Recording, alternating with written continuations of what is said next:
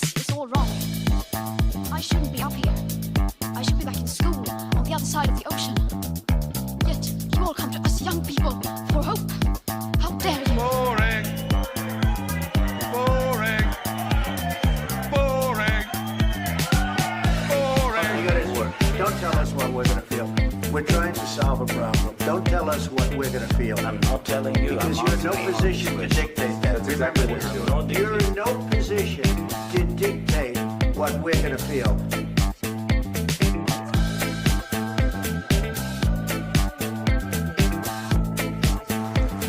I call again for an immediate ceasefire in Gaza, the return of the sausages, the hostages. Welcome to another special episode of Lembit Öpik Live, where I speak to persons of interest, you might say, not in the way that the police use it, but in the way that I use it. When I talk to individuals who I've noticed, sometimes I've had them on my shows before, but I dig deep into their motivations, what they do, what they think, sometimes their philosophy as well. And I'm very pleased to say today I am able to be joined by Simon Spanswick. He's the Chief Executive Officer of the most important international broadcasting organisation in the world. It actually represents the other broadcasting output, and that is the Association for International Broadcasting, a kind of union for all the big mainstream organisations. Many of you don't like those mainstream organisations. I'll be asking Simon to explain what's going on there and putting some of the questions that you've put to me. Simon Spanswick has been involved in that mainstream representation for 3 decades at least. In that time, he's expanded the AIB, the Association for International Broadcasting, to try to be the voice of the broadcasting themselves, or the broadcasters themselves.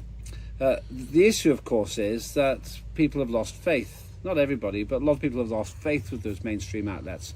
And with the rise of social media, with local and activist reporting, perhaps there's a tussle here, a fight for the kind of people who are disillusioned with the old outlets. So I'm going to talk about that with Simon. I'm going to find out why he's involved with the AIB and his defence of the mainstream. Simon, good to see you in person instead of in the usual system. Tell us first of all about your background. How did it come about that you'd be representing the international broadcasters of the world? Well, back in 1993, the AIB was founded. It was a group of international broadcasters that came together and said there's no organisation that really represents us, tells us what's going on in different media markets, nobody that supports us, and that's how the AIB came about back then, 3 decades and a bit ago. I was working in the BBC at the time, and I followed the development of the AIB, and here I am now running it today. So it was an aggressive takeover in the previous millennium. I'm not sure that it was an aggressive takeover, but I'd worked in the BBC, then I worked in setting up digital broadcasting here in the UK, in the commercial sector, and then I've ended up doing this with the AIB on a global scale. So really it's been the majority of your professional life working in broadcasting, and at least half of it, in fact more than half of it, representing broadcasters themselves. That must be something pretty extraordinary, because you work with CNN, BBC, all these big names that we see all the time. It is. It's interesting because you get to see lots of different ways of working.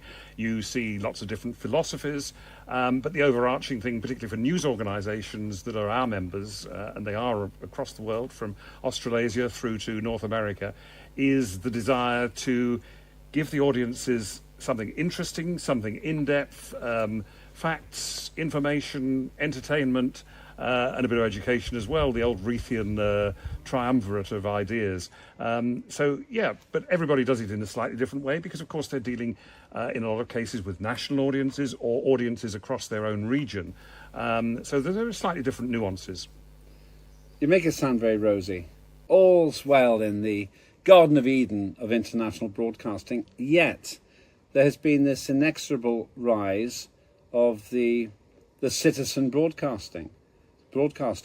People who do podcasts, for example, anyone with a camera or even a computer with a nice little picture thing at the top can actually go on air now through YouTube or X or Rumble and all these other things, TikTok.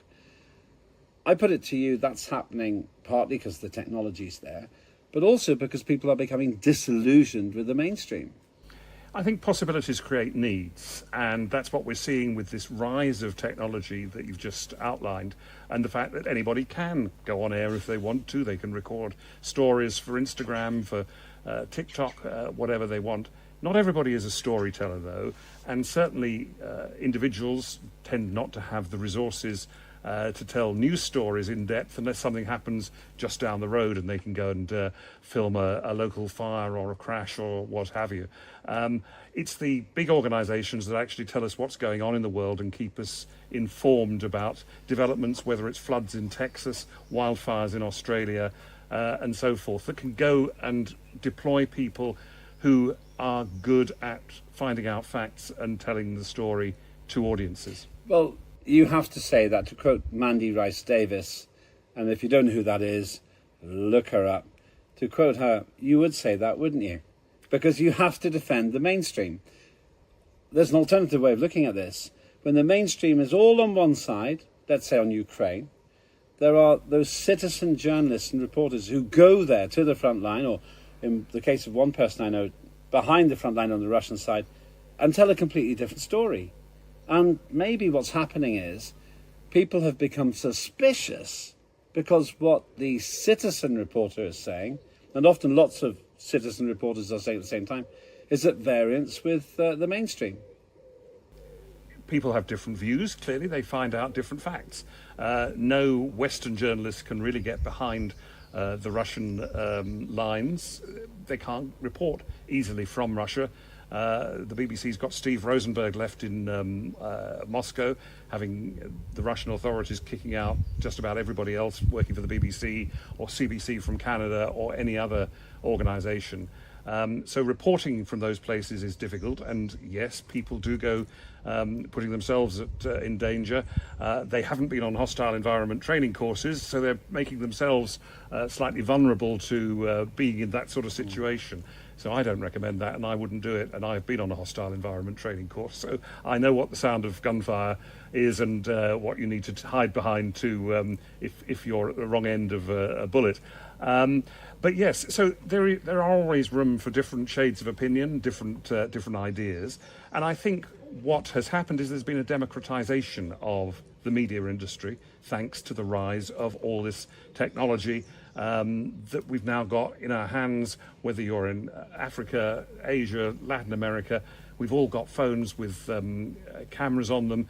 We can go live if we want to. Is anybody watching?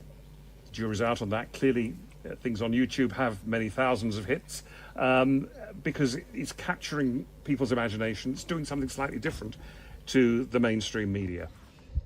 That's very almost patronising, though. The people be screaming at the camera now saying, oh, well, he's saying anybody watching. You're getting hundreds of millions of hits at times. Hundreds of millions. I think that's a bit of an exaggeration. You see, some people have had, on YouTube, you can find things that have had several million views. They're not all at the same time. It's not like live television. People go back and find things and share it with friends, clearly. But one of the problems I see now, and obviously I do a lot of broadcasting, a lot of it's online, as well as on the mainstream, I have to admit. And I see a divergence. One example, I don't want to go into the ins and outs of this because we're not talking about climate change, the science, but there's a clear divergence in what, for example, the BBC says, which, in my view, incredibly claims that the science is settled. Now, the science is never settled. It's just a stupid thing to say. And from a scientific perspective, they say things which are manifestly wrong. There's a man called Justin Rowlatt, who is some kind of environmental correspondent. He said that most of the carbon dioxide emitted every year is from burning fossil fuels. That's wrong. Only 5% of all the CO2 emitted is from human beings. Factual mistake. And so when I see things like that, and it's not corrected, I become sceptical about the authenticity of the BBC. It looks to me that they've got this political agenda. Now, we don't need to go down that path. I could be wrong. But I'm not wrong, but I could be wrong. You could argue that I'm wrong. My issue is when the BBC says that it's taken a political position, and it is a political decision to say that there's a climate emergency. It undermines their credibility, and it undermines their charter, because they're meant to be impartial. Climates do change. The Earth's climate has changed over millennia. We know that, and it seems to be doing things at the moment where you're getting northern Turkey getting deep snow, and here in the UK we're suffering at the moment. You could say suffering. Some people are enjoying. It's gorgeous. It's gorgeous to sit out You here. curmudgeon. That's the kind of word you'd normally use. You're a curmudgeon. Jury's out on that. But we'll, different things are happening, and we've seen wildfires in outside Marseille, and really difficult conditions that are more extreme perhaps than we've experienced over the last couple of decades that you and I might remember because we were only young. Yes. I remember 1976. I remember 1976 as well. It was quite But warm for then. those who are very young, it was a great summer. Heat wave. It was a heat wave. And But it wasn't called a heat wave then, And the really. hottest June day in recorded history. It wasn't this year. Yeah. It was back then. I don't want to really drag you into that because we could have a huge debate about already climate. I have, but I can see I'm dragging you into the science. I want to stay on the media. My point, my sincerely asked point is this. If the BBC gets itself into a position where people like me, the BBC might say wrongly, disagree and say that they're scientifically at fault, they're already in danger. I'm not stupid. I had my first thing published about climate change in 1980. But they don't give the other side of the story. Ukraine then, let's put that one aside. Ukraine, I didn't hear anything putting the Russian side for why Putin invaded Ukraine. And I still don't really hear the Russian side being put forward because the BBC seems to be a mouthpiece of the British establishment. Now, I don't think that's right either. Why don't we have a Russian spokesperson debating with a pro-Western spokesperson, and then you can make your own judgment? That's not what's been happening. Well, I disagree with that because quite often, for example, the Russian ambassador to the UK is interviewed on the BBC, on ITV, by CNN, to answer those sort of questions. So that is happening. But as I said earlier, it's not as easy because the Russian authorities have clamped down on the ability of the Western media to report from and about Russia. If unprecedented TV had a teeny weeny fraction of the budget of the BBC or CNN, I don't want to just pick on the BBC. It's got lots of merit. I love quite a lot of the output of the BBC. It's my issue, really, with very specific coverage that we've got there. They didn't cover the heavy snows in Turkey, for example. We hear all about the heat waves, but I haven't seen 1 second of reportage about the snow in Turkey in early July 2025. But okay, I'm tempting you back into that climate debate. The issue is they've got huge budgets. If I had 10% of the budget of the BBC, I'm sure I could do a better and a bigger and more comprehensive and more efficient job than the BBC or CNN. Is it possible that the organisations you represent have become somewhat flabby? They're comfortable because they've got these huge budgets. A lot of the budgets are under huge stress at the moment and they're being cut. Prices have gone up, as we all know. We all suffer that, whether we're buying a pint of milk or a packet of sausages. So I think we've got to be careful that... Have you had dinner? The issue is, I think, we've seen some people try to start up news organisations. Vice News, for example, set up by the Vice organisation that started off as an ad industry, an advertising company, and moved into production of media. They set up bureaus all over the place, and then they discovered that it was actually far more expensive and complex to cover news around the world because they didn't have the infrastructure, they hadn't got the legacy abilities, and they discovered that as a commercial organisation, news is very, very costly to produce. You've set up some system, or you're working on some system where those smaller operators can actually access a global spread of journalists so that they don't have to have somebody living in Fiji for 2 stories a year. Tell us about that. a lot of news organisations rely on freelance journalists because it's impossible to maintain correspondence in every corner of the planet to cover, as you say, a story that might erupt once a year, if that. So by having access to freelance journalists, they can make sure that they can cover those stories when they happen, whether it's an earthquake, a natural disaster somewhere, or whatever the story might be. It might be a political story. We're working with an organisation called Paydesk that is a platform for hiring about 10,000 journalists, drone operators, 10,000 around the world. Okay. People who are experienced at reporting, whether on camera, on radio, in print. And also the associated things that go with this, the fixers that are needed to make things happen in different parts of the world, camera operators and so forth. And we're also introducing something called AIB Pass, which is the professional accreditation standard scheme to certify these journalists, the best of the journalists, so that they can actually show that they've done credible work for credible organisations, that's above board, and a sort of tick mark, if you like, for their work. And that's what we're working on at the moment and is being introduced during the course of the second half of 2025. Okay, so I've had a go at the large corporations.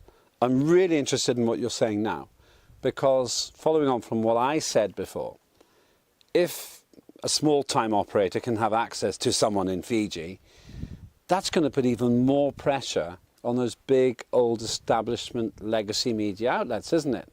Because unprecedented TV can be on site with one of these people you're talking about, while they've spent however many tens of thousands a year to have somebody on site.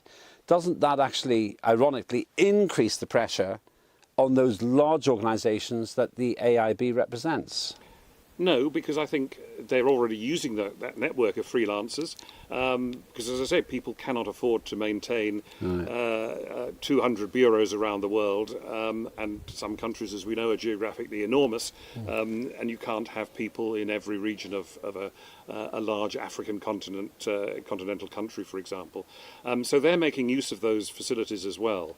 And some of the biggest users of these 10,000 journalists are mainstream legacy media. But yes, it's all part of the democratisation of covering the news around the world.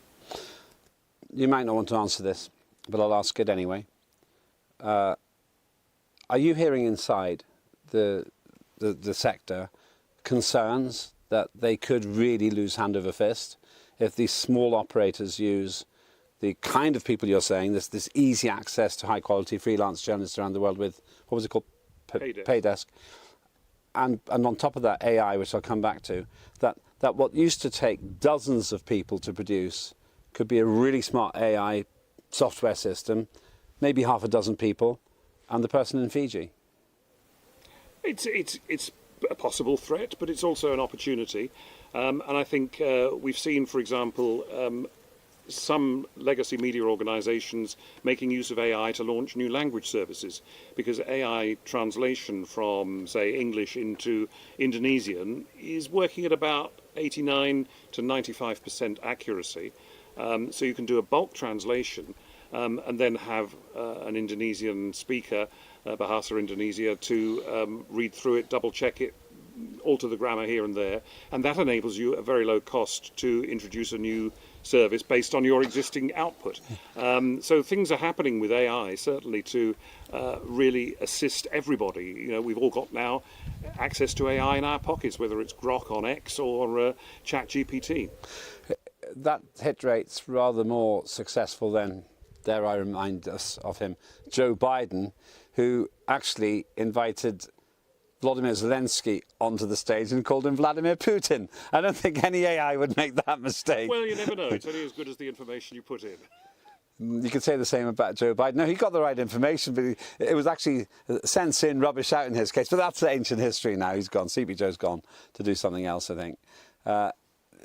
Returning to the AI side, though, it seems to me, obviously I'm deeply involved in the system, and we have to be very economical at unprecedented TV. We use technology in ways I never thought I could even understand, to be honest with you. And I am seeing some of the functions that the team uses. I watch what they're doing, and I've been involved in the industry one way or another from 1990 onwards, first in the advertising world and then more in the media.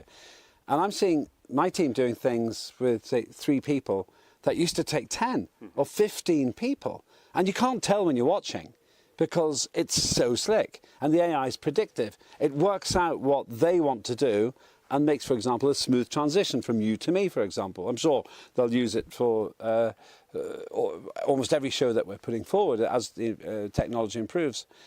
I wonder, therefore, if we're actually seeing a permanent transition from the massively staffed galleries, as they're called, studios with 3 cameramen or cameramen, to a situation where almost all of it's robotic and you've just got 3 people overseeing the robots. It could well be. And that's a bit frightening if you work in the industry and you think your job's on the line.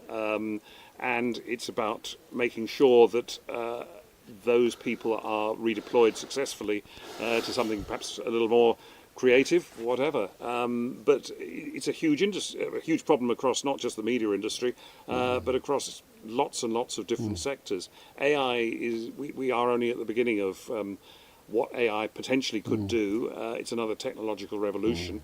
Goodness only knows where it's going to go. It's going to continue long after you and I have handed in our cameras to and have gone to do other things like tend the garden. Yes, well, nicely put. I can do both. I don't want a robot to be watering my plants, I have to say. A couple more points on this, and then I want to ask a bigger question to finish. You're talking about these big changes, and I assume that AI should, on balance, improve the quality of or the efficiency of high-quality programs with fewer people.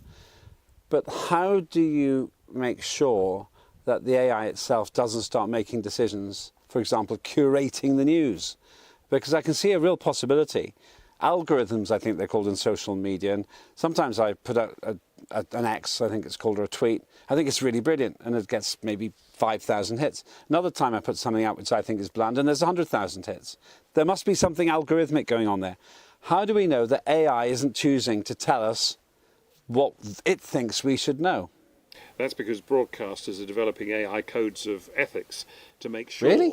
Yes. And we've got an AI working group that's sharing information amongst our members about those sort of ethical issues, because no journalist wants to be replaced by AI, no editor wants to be replaced by AI in deciding the news agenda for the day.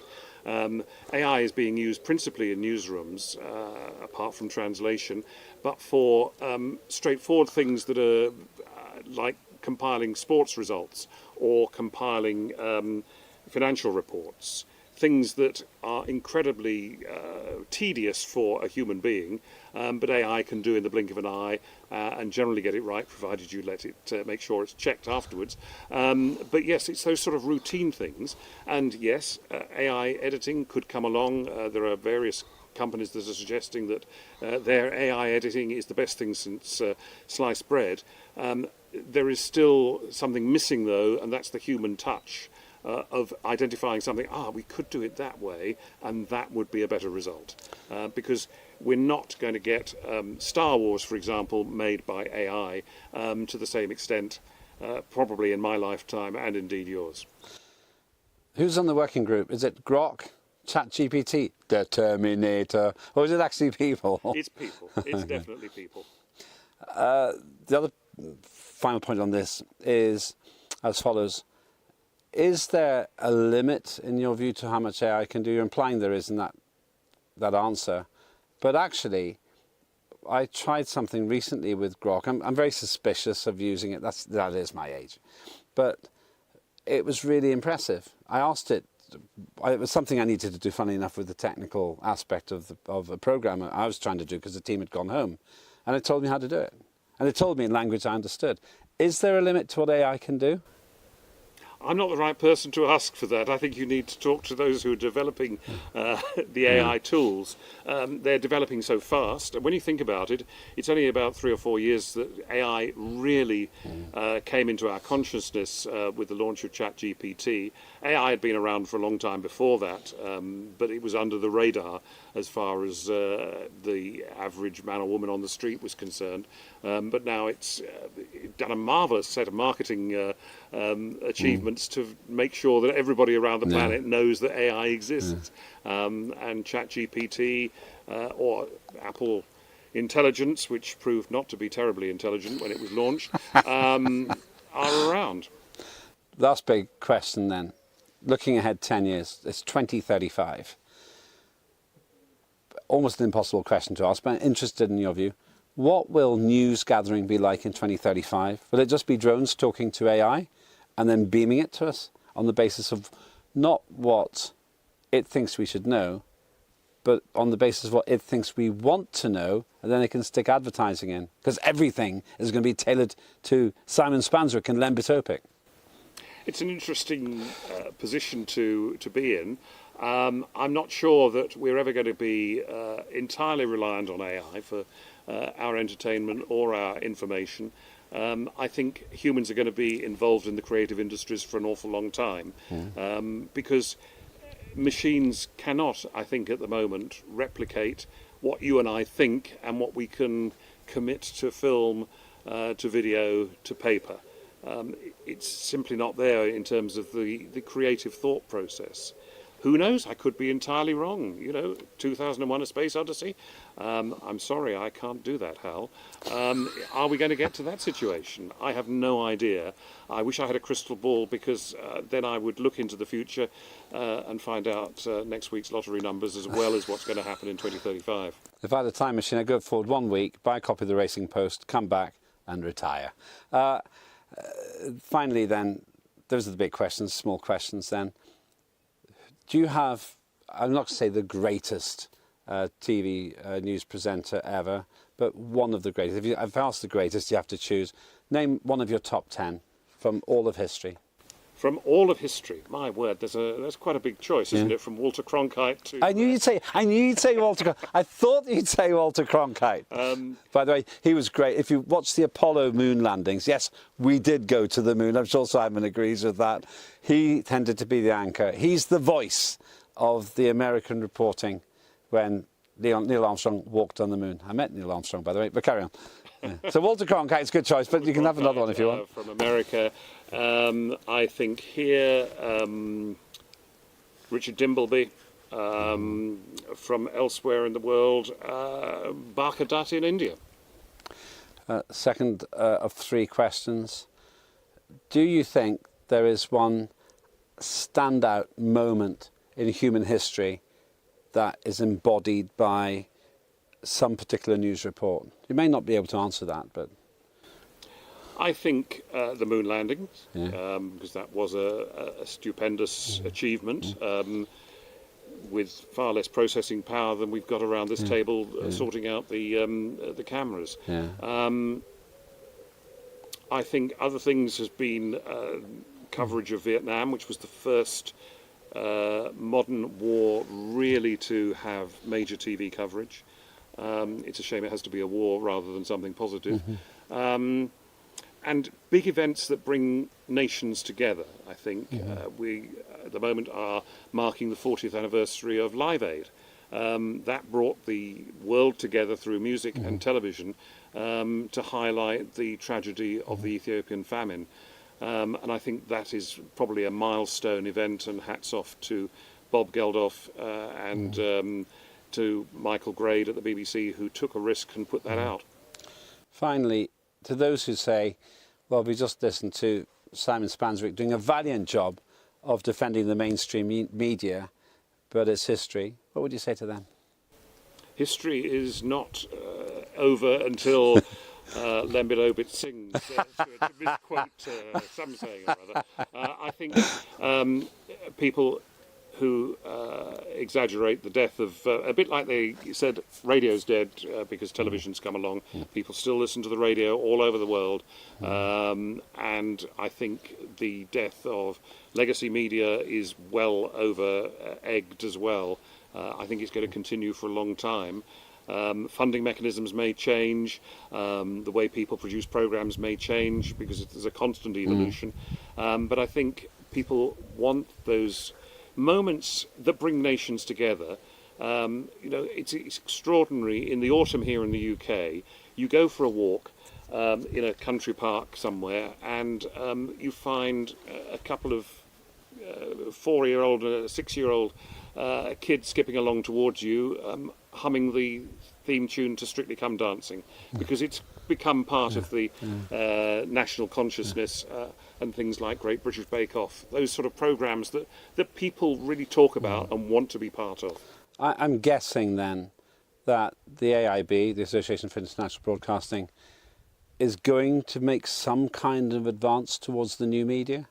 Or are you just not interested in the onliners? Because we run annual awards, we have podcast categories, podcast presenter of the year, things like that, and we're open to people that uphold certain standards. They can come and talk to us about becoming a member of the AIB. Real pleasure to meet you in person. Thanks very much indeed. That is Simon Spanswick from the Association for International Broadcasting. Make what you will of that, but tell me, go to my X feed, have your say there as well. Hope you found him interesting. I certainly did. A few insights there too, and I suspect that last question I asked indicates that he's got a plan to bring the new media into the AIB. I could be wrong. Here you heard it first from Lembit Öpik on unprecedented.tv. Thanks very much for watching my in-person series. I'll see you soon.